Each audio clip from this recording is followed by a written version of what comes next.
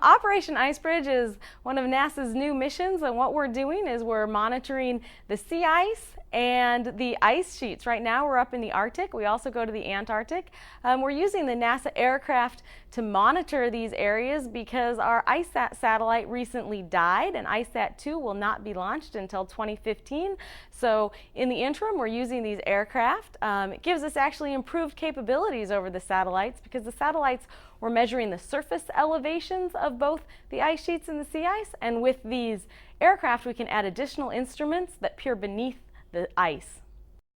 New findings about the health of the Arctic are about to be released. Can you give us a preview of how the ice fared this winter? Yes, actually we're flying over the sea ice right now because the sea ice is coming out of the winter season, and in the winter it grows, in the summer it shrinks. And so right now, coming out of the winter, it's reaching its maximum extent. What we're seeing from the satellites, we have a 30-year history of this, that the sea ice extent is about average this year, just a little below average. So that's good news that it's about average, but it is thinner than average.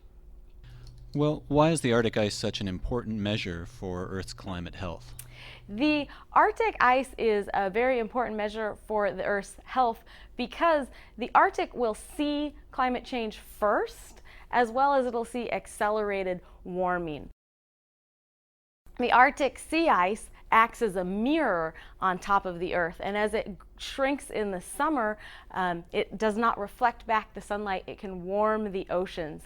As well as when we look at the ice sheets, as we see warming there, we see speed up of the glaciers, the outlet glaciers, as well as thinning, which relates directly to sea level rise. So these are important areas to monitor. IceBridge isn't just looking at sea ice, but at glaciers too. Why are they so important to study? Yes, we're actually looking at the glaciers on the edges of the Greenland ice sheet right now. These are called outlet glaciers. These glaciers drain the ice from the interior of the ice sheet and flow to the ocean. What we've seen in these glaciers over the past 2 decades is that many of them are thinning as well as increasing in speed, and that means they're taking more ice and putting it into the ocean. So we really want to understand the dynamics of what's going on with these glaciers so we can make better predictions of sea level rise in the future.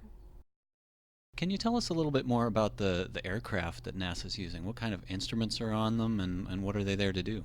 Yes, NASA's using 2 different aircraft. We're using our DC-8 aircraft as well as our P-3 aircraft. These aircraft are outfitted with many different instruments. We're using 2 different LiDAR measurements. These LiDARs are a laser altimeter, and they send a laser pulse down and they measure the surface height of the ice. Then we use radars. We use 4 different radars that all look at different depths into the ice. Our deepest radar will actually look down to the bottoms of the ice sheets. It can look through 3 kilometers of ice and monitor what's going on at the bases of the ice sheets.